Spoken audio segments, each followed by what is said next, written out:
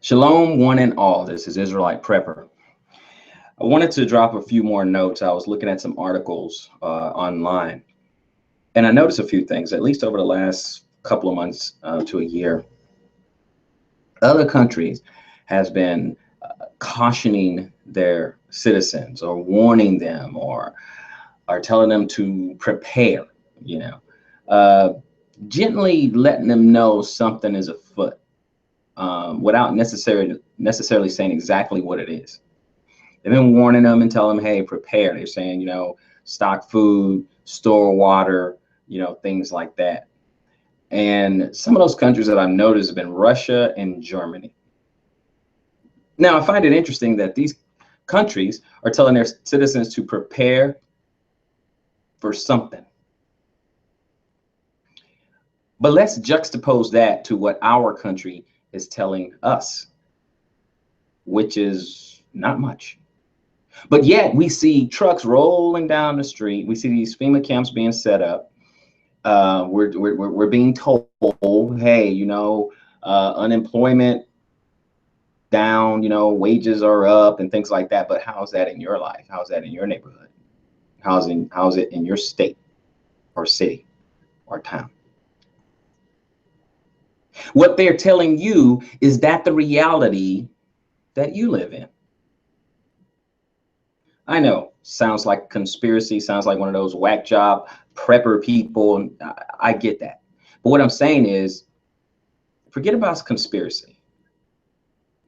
If you can Google other countries, Russia, Germany, and others, and they are preparing, building underground bunkers, buying a lot of gold, warning their citizens, maybe sometime taking shots at the U.S., talking about the weak American dollar, and then we're doing almost nothing or the opposite. Maybe consider, don't you think? But I'd given a video about 10 common things for beginners, and so I want to do the opposite, okay, and put out 10 common mistakes that you must avoid. 10 mistakes that you must avoid. So let's jump right into that. I saw it from an article and I thought it was pretty good, and I wanted to share it with you. If I get new information or something, I definitely want to share it with all the other preppers or prepping minded people out there. So 10 common mistakes you should avoid. First mistake is not having a survival library. I don't know everything about this subject, but no one person does. Now, a little bit more credit to those who have special training or something, military training or survivalist training, and have a whole plethora of skills, building shelters and bow drills and things like that, but get your library up. And don't get it just to sit on it, okay? You got to read this stuff, okay? Go on a survival retreat or something and read these books, absorb them, put some of the things that you learn into practice. So avoid the mistake of just not even having resources, not even having a library. I need to get more books myself. But avoid that. Number two, focusing on supplies instead of skills. See, what the thing about it is that your skills are valuable. Okay, the skills will help feed you and your family. Your skills you can trade out for more supplies, actually. Okay, you can. Okay, if you have skills and some tools, you can make something happen. It's the way it used to be. Okay, so focusing more on supplies instead of skills. Skills are very, very important. In the last video, I was saying water is life. So it's one of the things you need to have. So number three is not having enough water or a water supply or water source. You've seen a lot of these survival shows and these prepping shows or whatever. Water is life. So if you don't have enough water, you can find yourself in grave danger. Okay, not having enough variety in your food supply. You having a whole lot. When you do have a food supply, you have a whole lot of like one or two things. Okay, have a little bit of variety. Our palates are a little bit different, and I mean it can help with our mood. Too many times you just get one thing, like just rice or just beans, rice the whole time. Okay, but They may have beans, rice, flour, salt, sugar, but we need a little bit more, okay? And as much non-perishables as we can get, but just have some variety. It helps. It really helps you. 5, not eating what you store, okay? First in, first out, rotate your food. You know, you store what you eat what you store. That's the bottom line. Store what you eat what you store, okay? So you don't want to have to throw away a bunch of food, okay, because you're not rotating it or you're not getting back to it, okay. That was 5. Now 6, not having enough vitamins. A lot of times our food preps may not give us the nutrition that we need, but any health professional, any nurse, anybody who's into nutrition will let you know, sometimes, especially in the GMO type foods that we have today, okay, so we're going to have to supplement the nutrients we need so that our body can function properly, okay. So we're going to need some vitamins, okay, and not all vitamins are created equal. We know absorption and stuff like that. We know some vitamins end up in the toilet anyway, but store some good vitamins, okay, to supplement the nutrition that we need so that we can function properly.